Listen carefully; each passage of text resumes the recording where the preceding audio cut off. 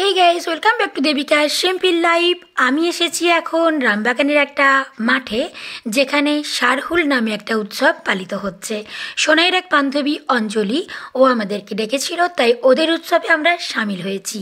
আচ্ছা, তোমরা অনেকেই হয়তো জানো না শারহুল উৎসবটা কি।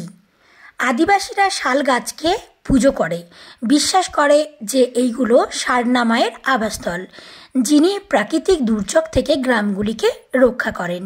শারহুল, যার অর্থ শালগাছের পুজো, আদিবাসীদের সবচেয়ে সম্মানিত উৎসবগুলির মধ্যে একটি, যা সূর্য ও পৃথিবীর মিলনের প্রতীক। শারহুল হল ঝাড়খণ্ড অঞ্চলের বিভিন্ন উপজাতিদের দ্বারা পালিত একটি বিখ্যাত উৎসব। উৎসবটি হল আদিবাসী নববর্ষ। ঝাড়খণ্ডের মুন্ডা, ওরাওং, হো ইত্যাদি উপজাতিরা উদযাপন করে। শারহুল শব্দের অর্থ হলো গাছের পুজো করা বা শাল গাছের পুজো করা। আদিবাসীরা প্রকৃতির কাছাকাছি হওয়ায় তারা গাছ সহ প্রকৃতির উপাদানের পুজো করে শারহুল উৎসব শুরু করে।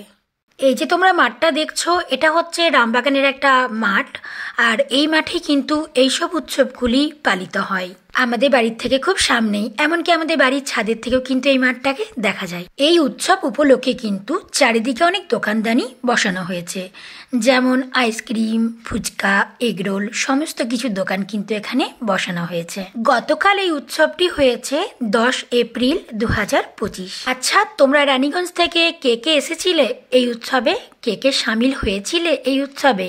1961 সাল থেকে গুমলায় শারহুল উৎসবের শোভাযাত্রার আয়োজন করা হয়।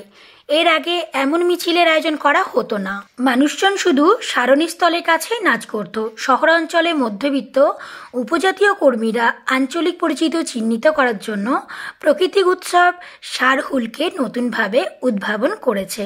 এই দিনে পুরুষ, মহিলা এবং শিশুসহ সকল উপজাতি মানুষ নাচে, গান করে এবং আনন্দ করে থাকে। এখানে আমিও ওদের সাথে সাথে তালে তালে একটু নাচ করার চেষ্টা করছিলাম। ভীষণ আনন্দ লেগেছিল ওদের সাথে নাচ করে।